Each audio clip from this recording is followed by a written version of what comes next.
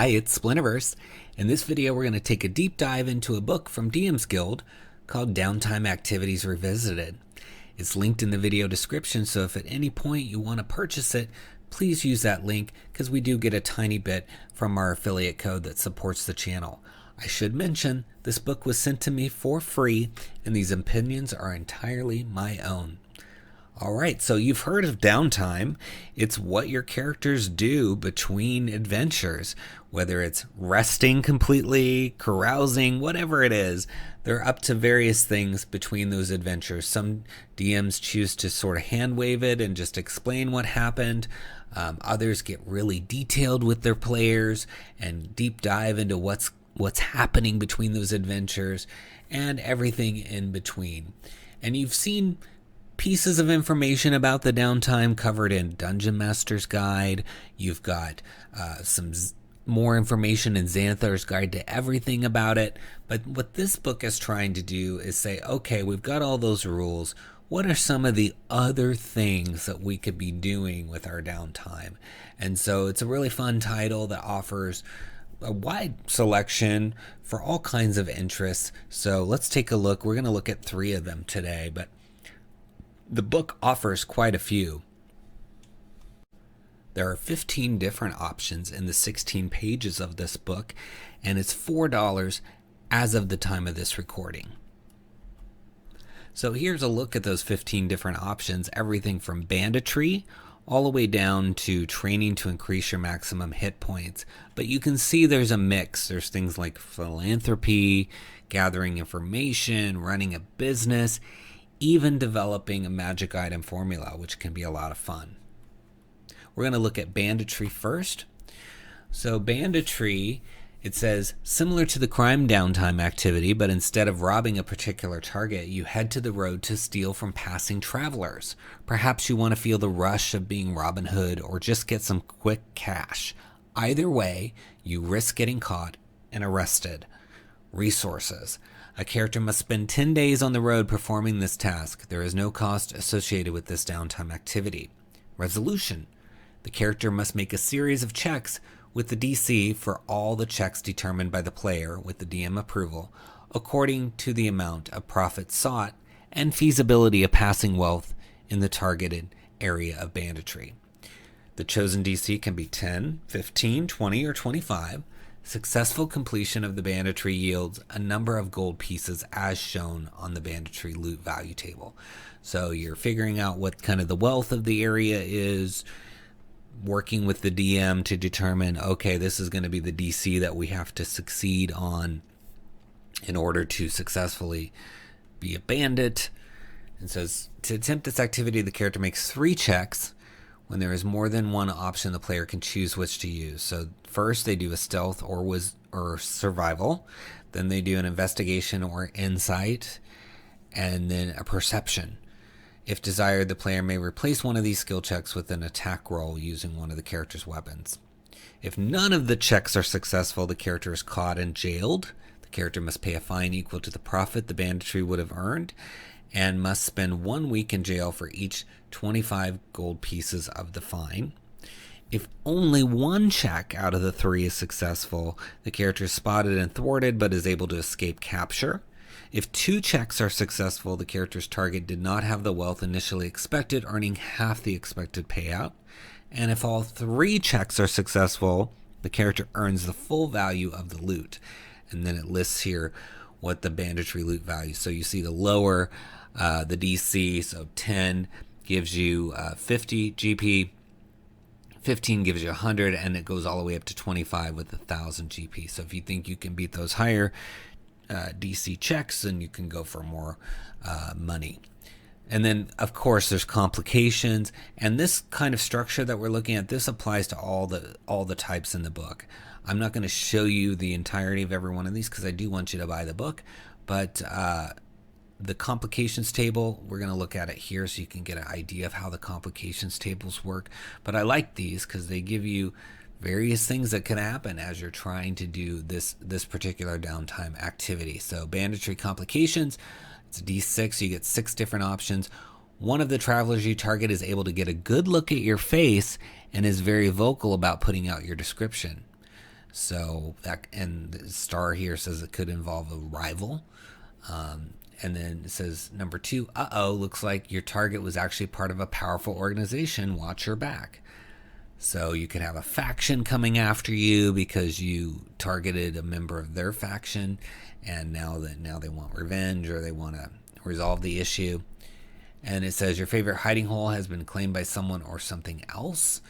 Again, could involve a rival. So maybe there's a certain hiding spot that you pick. If you have a home base and you're doing this out of a town that you're operating out of, maybe there's a certain road that you prefer, and you got a little alcove that you're kind of hiding in to jump out and be a bandit toward the travelers coming through. So maybe somebody else is using it, and they've kind of taken on what you're up to. So that could create not only a complication to the banditry in some way, but story possibilities with encounters, right? Because if it says someone or something else, so there could even be a monster or creature in that little alcove that you've chosen. So I like the complications table because it leads into story.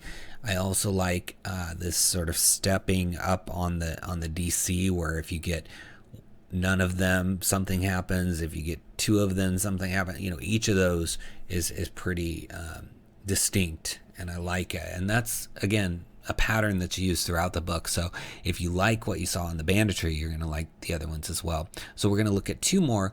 Not going to see everything on the other one. So this one is the offering spellcasting services.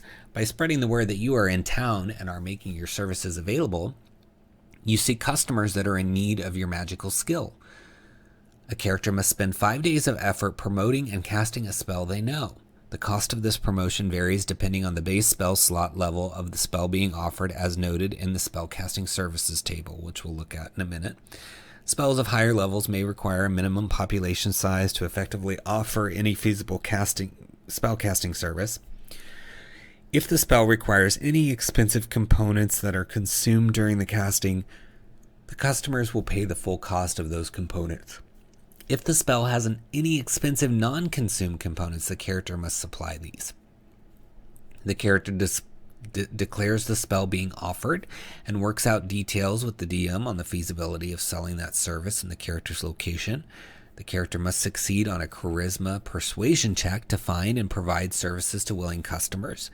The DC of this check is determined by the base spell slot level of the spell being offered, as shown in the spellcasting services table. If the character is in a larger population area than that listed, the character receives a +5 bonus to the check. On a successful skill check, the character is able to find customers and gains the money earned for that spell level and the amount, again, for every population size category above the requirement listed for that level. If the check is successful by 5 or more, the money earned for that spell is multiplied by a D4, basically, and an additional D4 for each population size category above. So not using the steps here, just kind of 2 options, but it can get even bigger if you have a higher population. So I like that. Let's look at the table as well as an example. So you've got the spell level, 1st, 2nd, 3rd, 4th, onwards, along with DCs, cost, required population size, money earned. So on this one, the DC is pretty much established based on the spell. So you don't have to negotiate with the DM as to what DC it's going to be. So, and then I like that they have an example here. It says, Gwyneth offers the service of casting Dispel Magic in the city of Waterdeep, which is a large city. So that would be down here. Since the base level for Dispel Magic is 3rd, which is on this row, this cost her 20 GP to advertise the service. Her DC is 15, and she receives a +5 bonus to the check for being in a settlement larger than town. So normally on this row, but because the population is up here, there's that +5 bonus that comes in. So not everything's going to line up cleanly, so the author has a mechanic here to compensate for that, which I appreciate. If she succeeds on her skill check, she will earn 120 GP, 40 because it's a 3rd level spell, and 80 for or more for being offered in a large city, which, since it's 2 categories above. However, if she succeeds by 5 or more, she will earn 40 GP times 3d4. So, and that has to do with it being offered in a large city. So, a little bit complicated, but once you've gotten used to it, I'm sure it's going to just roll right off your tongue as far as what you have to do and how it works.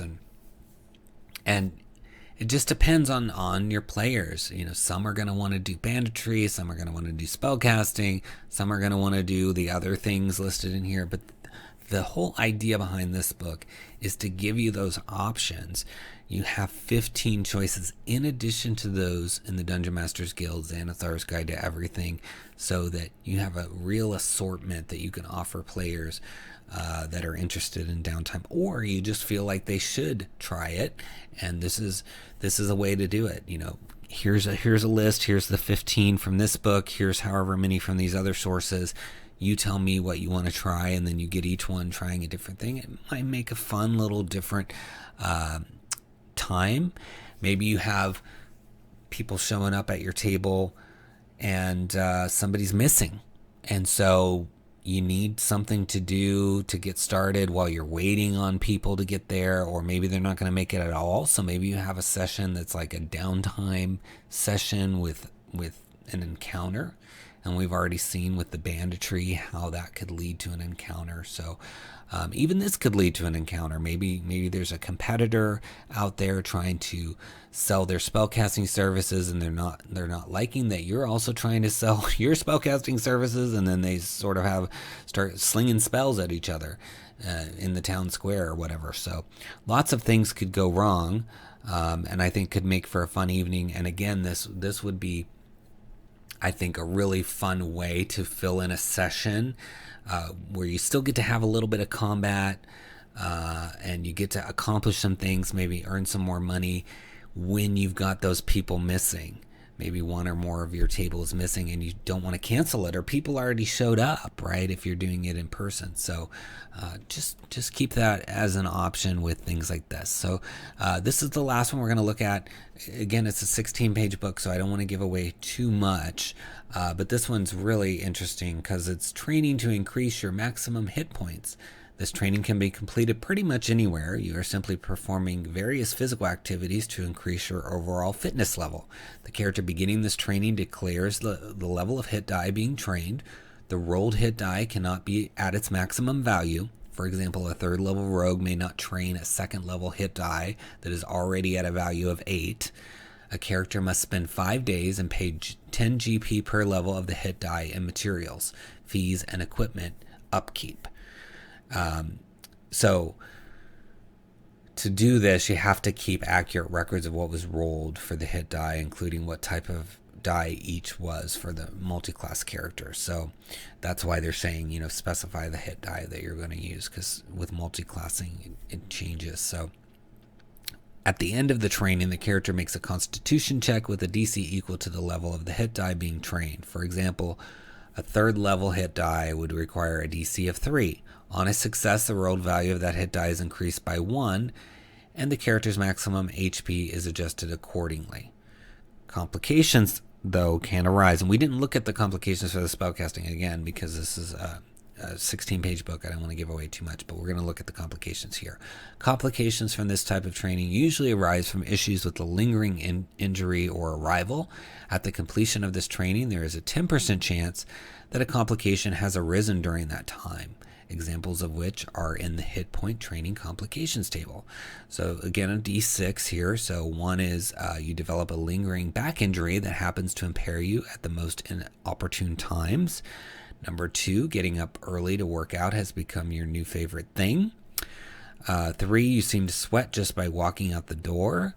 4, the worst part was the latest health drinks you bought at the Lion's Shield Coster. So some of these are just kind of role play opportunities. You're sweating more. You like working out more. You complained about the health drinks that you got.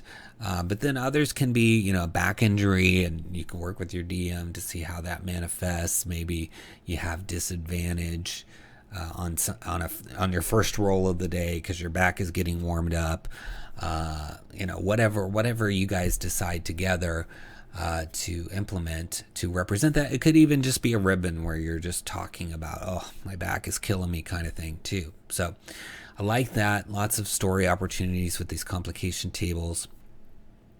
So that's just a sampling, 3 of the downtime activities that await you inside the pages of Downtime Activities Revisited by J.A. Productions on the DMs Guild. So hopefully you'll go to the video description, click the link, give it a try, and have some fun with your players doing some downtime things that are outside the norm.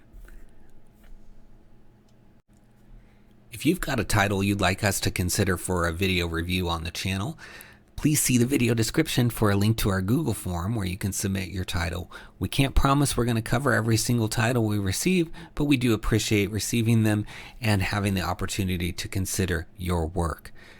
If you'd like to support the channel, consider purchasing one of our books. We've got Van Richten's Librum of Lineages with truly unique lineages for any setting, as well as optional rules to help you deal with lineages in your campaign.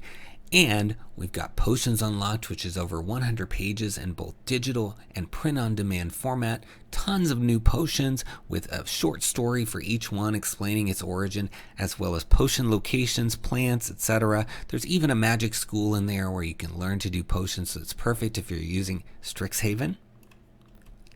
And we've got the Feywild Companion, which is over 150 pages of Feywild fun for both DMs and players. You've got complete adventures, encounters, brand new creatures, lots of Fey creatures, as well as a subclass for every single class, spells, magic items, you name it. It even includes rules on how to alter monster size and keep them balanced. Then we've got Fizban's Vault of Draconic Secrets, tons of dragon-themed player content with a subclass for each class, draconic gifts, magic items, trinkets, and adventure hooks to tie everything together for the DM to incorporate all the new stuff in the book into the campaign. Or if you're just a player, you can use those adventure hooks to maybe fill out your backstory as well. So we hope you've enjoyed today's video. Please subscribe to the channel, like the video, leave us a comment. We'll respond to all those comments.